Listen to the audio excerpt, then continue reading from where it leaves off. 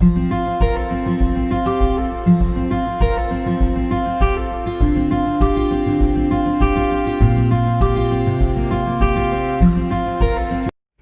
अस्सलाम वालेकुम स्टूडेंट्स, आज हम डिस्कशन करेंगे फ्लूइड्स के ऊपर। चैप्टर नंबर 6 का फर्स्ट आर्टिकल ही है कि फ्लूइड्स डायनेमिक्स। तो फ्लूइड डायनेमिक्स को हम स्टडी करना चाहेंगे। तो सबसे पहले हम देखते हैं कि फ्लूइड क्या होता है। फ्लूइड हमारे पास हर वो चीज़ है जो कि फ़्लो कर सकती है। तो आप याद रखें, फ्लूइड का मतलब ही टू फ्लो है।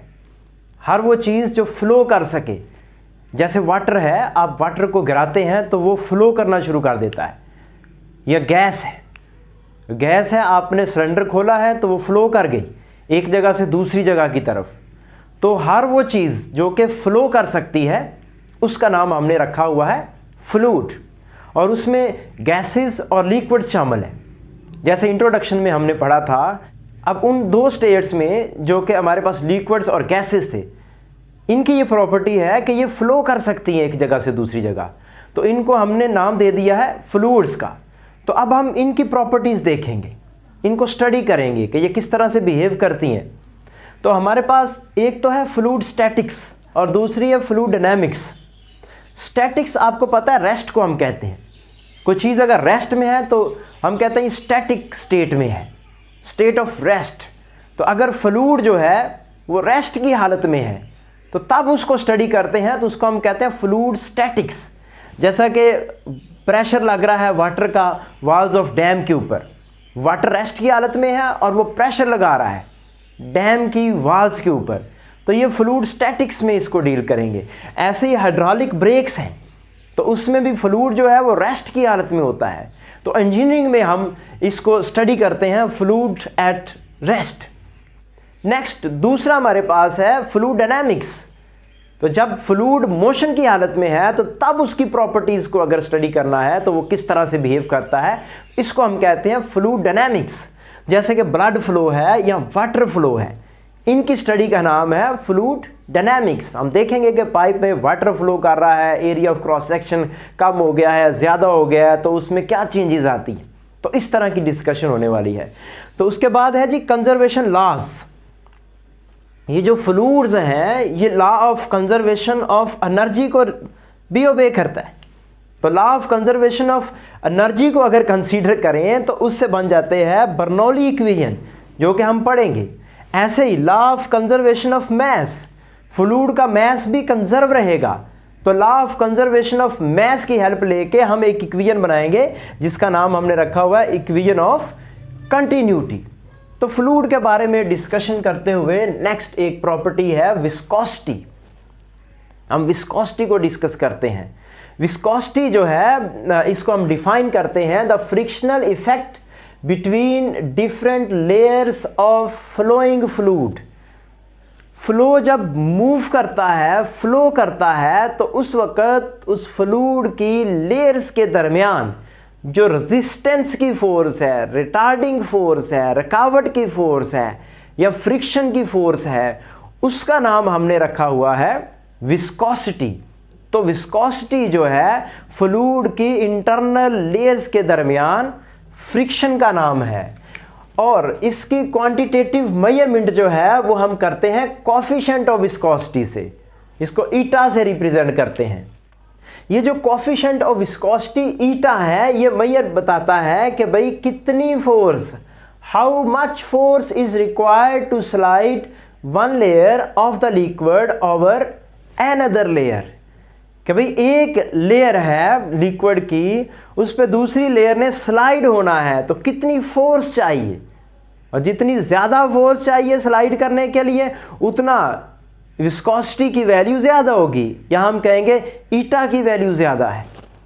तो इसके जो यूनिट्स हैं वो होते हैं न्यूटन सेकंड पर मीटर स्क्वायर या किलोग्राम पर मीटर पर सेकंड, और इसकी डायमेंशंस ईटा की जो है वो ml-1 T-1 है। अब हमारे पास दो तरह की सब्सटेंसेस हो सकती हैं। कुछ वो हो सकती हैं जिनकी ईटा की वैल्यू ज़्यादा है, जो ज़्यादा विस्कस हैं, जिनकी विस्कोसिटी ज़्यादा है, जो ईजिली फ्लो नहीं कर सकती। फॉर एग्जांपल हनी है, शहद। शहद आप गिराएंगे तो वो इतना फ्लो नहीं कर सकता। ऐसी ग्लिसरीन है, ये भी एग्जाम्पल है हाई विस्कस मीडियम की। तो ग्लिसरीन है या हनी है, ये मोर विस्कस हैं, they can not flow easily. तो जो सब्सटेंसेस ईजिली फ्लो कर सकती हैं उनका कोफिशिएंट ऑफ विस्कोसिटी जो है वो कम होता है, स्मॉलर होता है। जैसे कि वाटर है, एसीटोन है या एयर है, गैसेस हैं, तो इनके ईटा की वैल्यू जो है वो कम होती है। लेकिन जो सब्सटेंसेस ईजिली फ्लो नहीं कर सकती उनके ईटा की वैल्यू, उनकी लेयर्स के दरमियान जो फ्रिक्शन का इफेक्ट है वो ज़्यादा होता है, इसलिए वो ईजिली फ्लो नहीं कर सकती। जैसे कि ग्लिसरीन है या हनी है। तो ये दो तरह की सब्सटेंसेस हैं, एक ऐसी हैं जो कि ईजिली फ्लो कर सकती हैं, तो जो ईजिली फ्लो कर सकेंगी उनके ईटा की वैल्यूज़ कम होंगी, जो ईजिली फ्लो नहीं कर सकती उनके ईटा की वैल्यूज़ ज़्यादा होंगी। तो ऐसे ही नेक्स्ट है हमारे पास इफेक्ट ऑफ टेम्परेचर। अगर आप टेम्परेचर इंक्रीज करते हैं तो विस्कोसिटी पे क्या फ़र्क पड़ता है, कोफिशिएंट ऑफ विस्कोसिटी किस तरह से चेंज होता है या किस तरह से डिपेंड करता है। तो हमारे पास जो लिक्विड्स हैं उनका अगर टेम्परेचर इंक्रीज करते हैं तो कोफिशिएंट ऑफ विस्कोसिटी जो है वो डिक्रीज करता है। लिक्विड्स में coefficient of viscosity is inversely proportional to temperature, क्योंकि लिक्विड्स में इंटरमॉलिक्यूलर फोर्सेस की वजह से विस्कोसिटी जो है वो ज़्यादा होती है।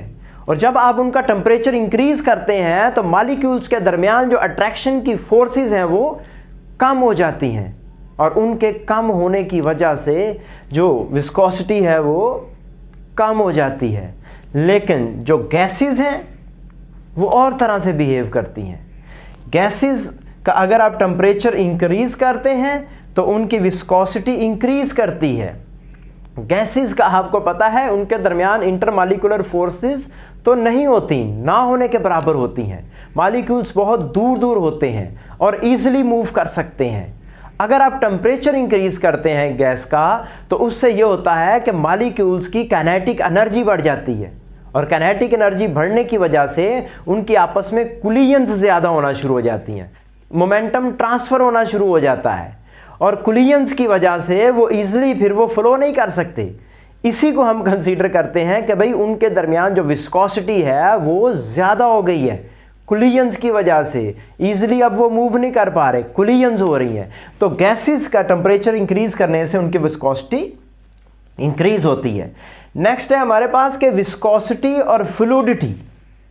फ्लूइड जो है वो फ्लो से रिलेटेड है, और विस्कोसिटी विस्कस होना, वो फ्लो ना कर सकना, उसका उलट है। मतलब फ्लूइड और विस्कोसिटी या फ्लूइडिटी और विस्कोसिटी जो है ये एक दूसरे के रेसिप्रोकल होते हैं।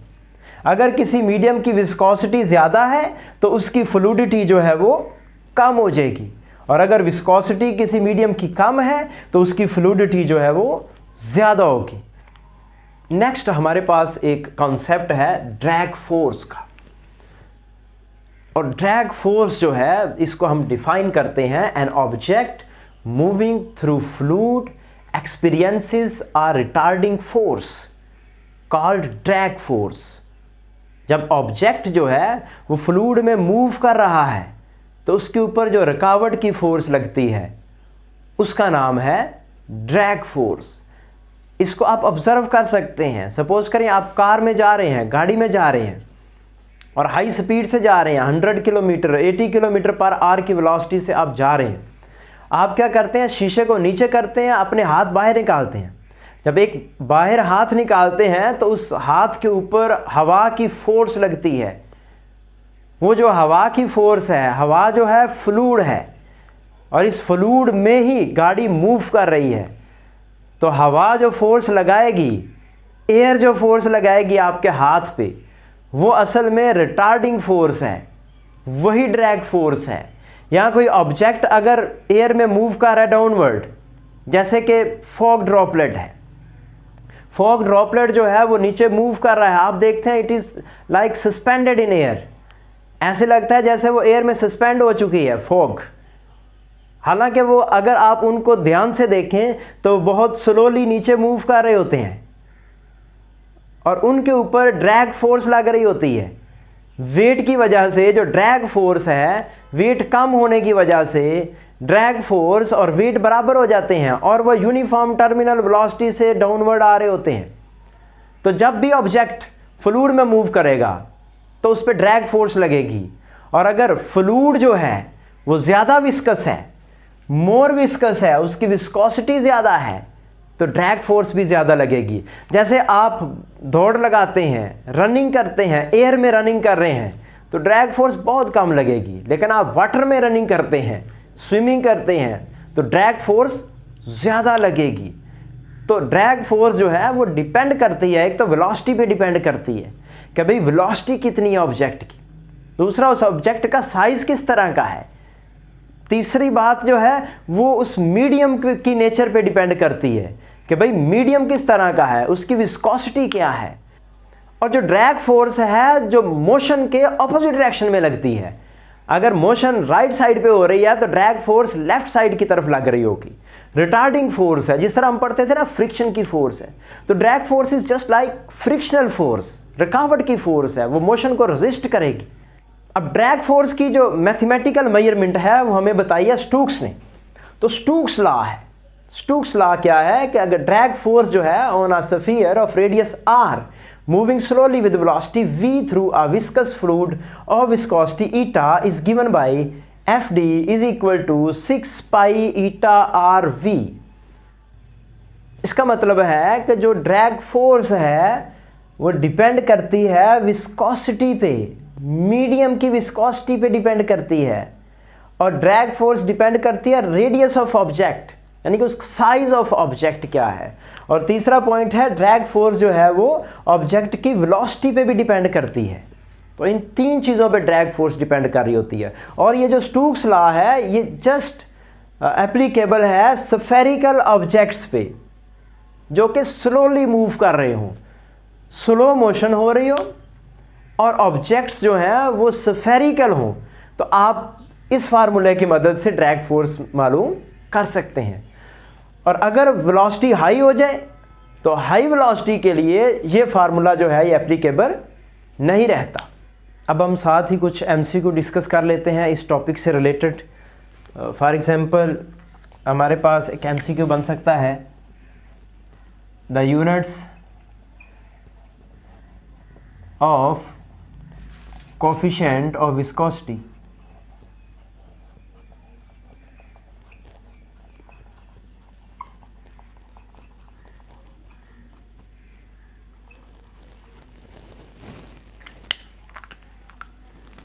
इसमें ए ऑप्शन आ सकती है किलोग्राम मीटर पर सेकंड, बी ऑप्शन है किलोग्राम पर मीटर पर सेकंड, ऐसे सी ऑप्शन है किलोग्राम मीटर स्क्वायर पर सेकंड, और डी ऑप्शन है न्यूटन सेकंड। तो इसमें से जो दुरुस्त ऑप्शन है अभी हमने यहाँ पे डिस्कस भी किया है कि इसके जो यूनिट्स होते हैं वो किलोग्राम पर मीटर पर सेकंड होते हैं, और ये यहाँ से निकलते हैं। ठीक है, ईटा के यूनिट्स आर और वी इधर डिवाइड हो जाएंगे तो ईटा के यूनिट्स आ जाएंगे यहाँ से। तो न्यूटन सेकंड पर मीटर स्क्वायर भी होते हैं और किलोग्राम पर मीटर पर सेकंड भी होते हैं। तो हम यहाँ लिख देंगे कि भाई इसके जो यूनिट्स हैं किलोग्राम पर मीटर पर सेकंड है। ऐसे ही हम लिख सकते हैं जैसा कि ये हमारे पास स्टोक्स लॉ की लिमिटेशन है, तो हम लिख सकते हैं Stokes law is applicable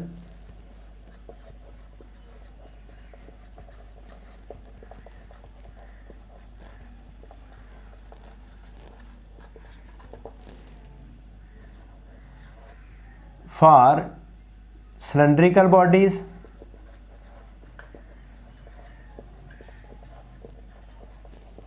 B option है spherical bodies,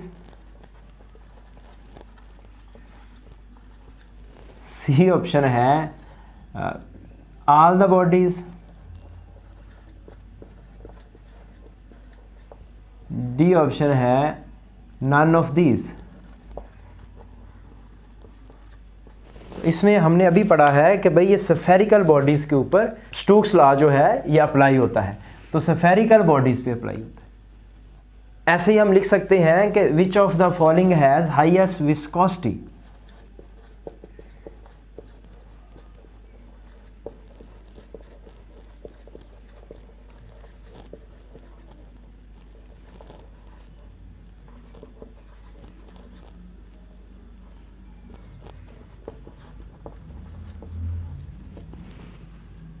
इसमें हमारे पास ऑप्शन है Honey,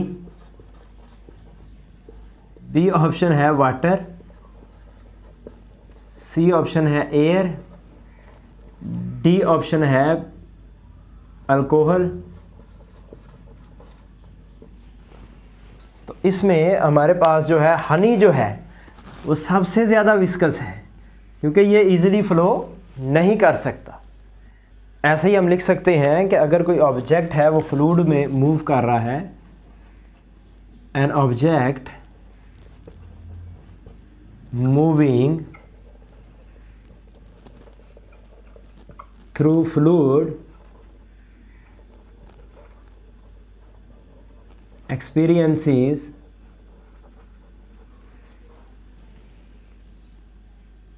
a force।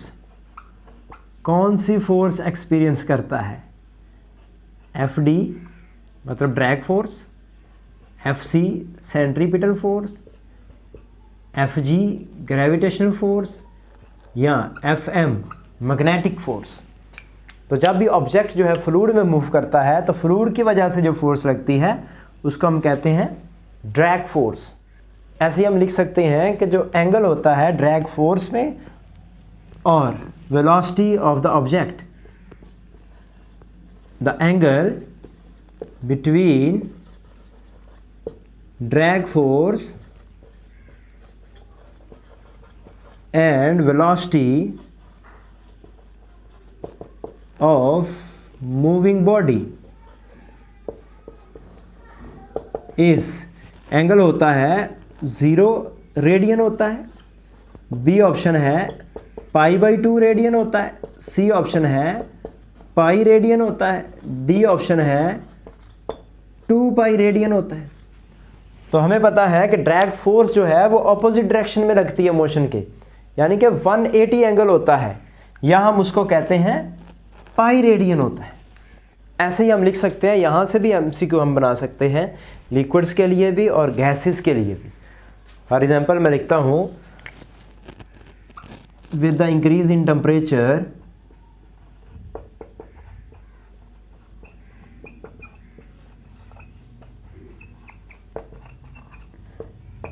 Viscosity of liquids increase होती है, ए ऑप्शन। बी ऑप्शन है डिक्रीज होती है, सी ऑप्शन है रिमेन सेम, डी ऑप्शन है ऑल आर फॉल्स।